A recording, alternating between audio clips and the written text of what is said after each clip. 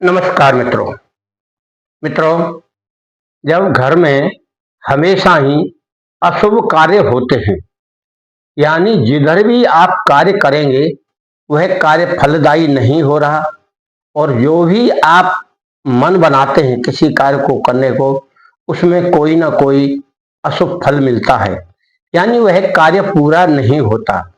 या तो शारीरिक व्याधियां रहती हैं घर में, या घर में लड़ाई झगड़ा कलह रहता है, यानी घर में कोई सुखी का माहौल नहीं रहता। इन सब कारणों से व्यक्ति एक तरह से टूट सा जाता है। वह मंत्र भी जाप करता है और दूसरी क्रियाएं भी करता है जो उसे घर गृहस्थी में करनी चाहिए। इसके बावजूद भी उसे सुख शांति समृद्धि अनुभव नहीं होती है और हमेशा परेशानी में जीता रहता है। ऐसे समय में उसका मन ऐसा होता है कि इससे तो मर जाना अच्छा है, क्योंकि जब कोई कार्य व्यक्ति का अशुभ फल दे या अशुभ क्रियाएं होने लगे या जो भी कार्य करे वही फेल हो जाए, हाथ में से थाली ही छूट जाए, खाने की पानी ही गिर जाए, ये अशुभ फल कहलाते हैं।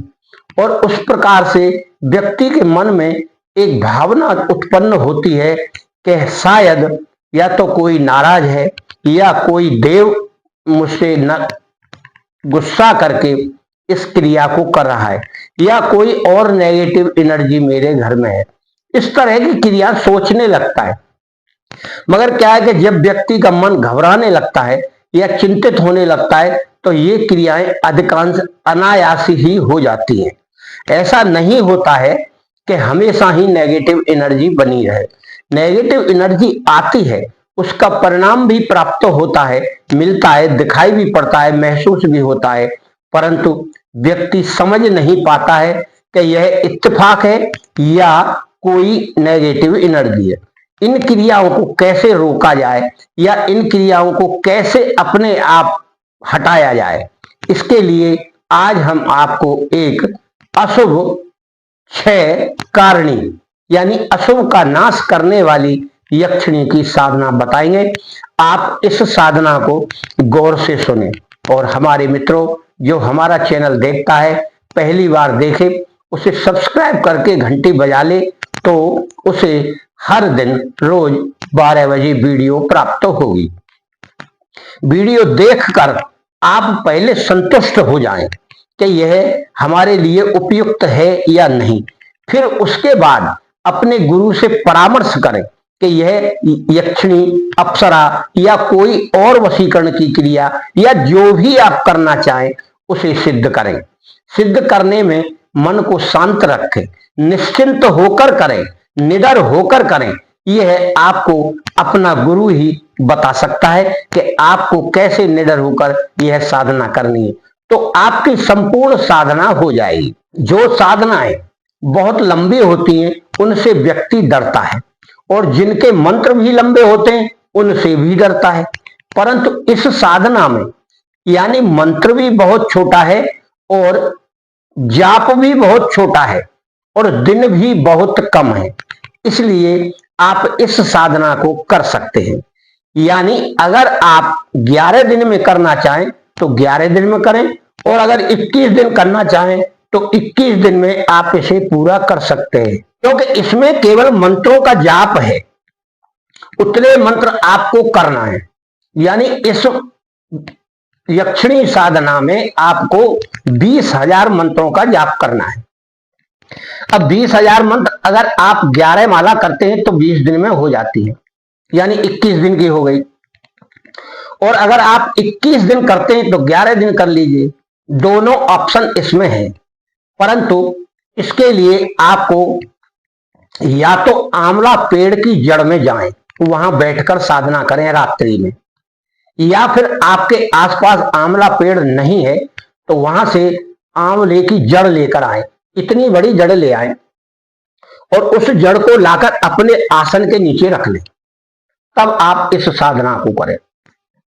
नियम सबके बराबर होते हैं। आप शुक्रवार से करें।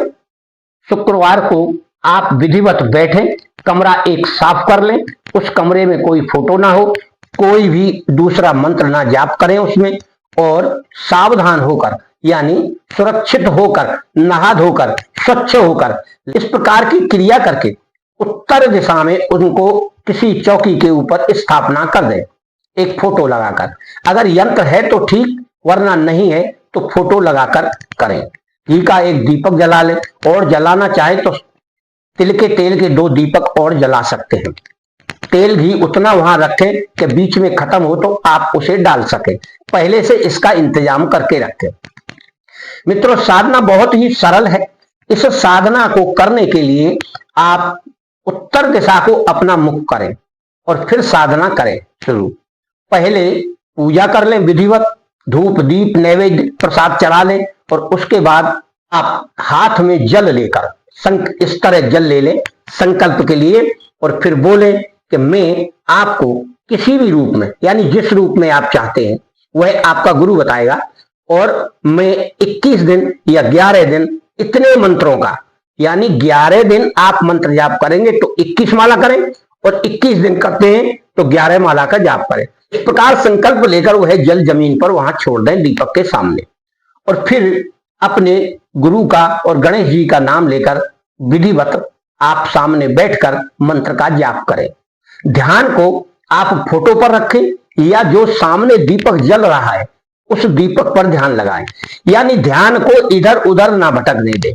और अगर कोई हमारा शिष्य है तो वह निडर होकर करेगा, हम उसे परामर्श दे देंगे, और अगर कोई दूसरे का शिष्य है तो वह अपने गुरु से परामर्श करके इस साधना को करे। साधना 10:30 बजे से आप शुरू कर सकते हैं, 11-12 तक आपकी समाप्ति हो जाएगी। फिर आपको वहां पर सोना है, यानी उस साधक को रोजाना उसी स्थान पर सोना है जहां साधना करना है। सोने का नियम यह है, पूर्व दिशा की ओर मुख करें और पैर करें पश्चिम को, और उसके सामने लेट जाएं, कोई भी बिस्तर जमीन पर बिछाकर। आपको किसी चारपाई तखत पे ऊपर नहीं लेटना है, यानी जो चौकी आपने लगाई है उससे ऊपर के आसन पर आप नहीं लेट सकते, ना बैठ सकते। हमेशा जिनकी हम पूजा करते हैं उन्हें ऊपर के आसन पर रखते हैं और हमारा आसन नीचे रहता है, तभी हमें शक्ति प्राप्त होती है। क्योंकि जब कोई आशीर्वाद देता है तो इस तरह देता है। इस प्रकार से आपकी मनोवांछित इच्छाएं पूरी होने लगेंगी और कोई अशुभ फल प्राप्त नहीं होगा। इन बातों का ध्यान करते हुए आपको 11 दिन या 21 दिन की साधना इस मंत्र से करना है, ओम क्लीम नमः, ओम क्लीम नमः।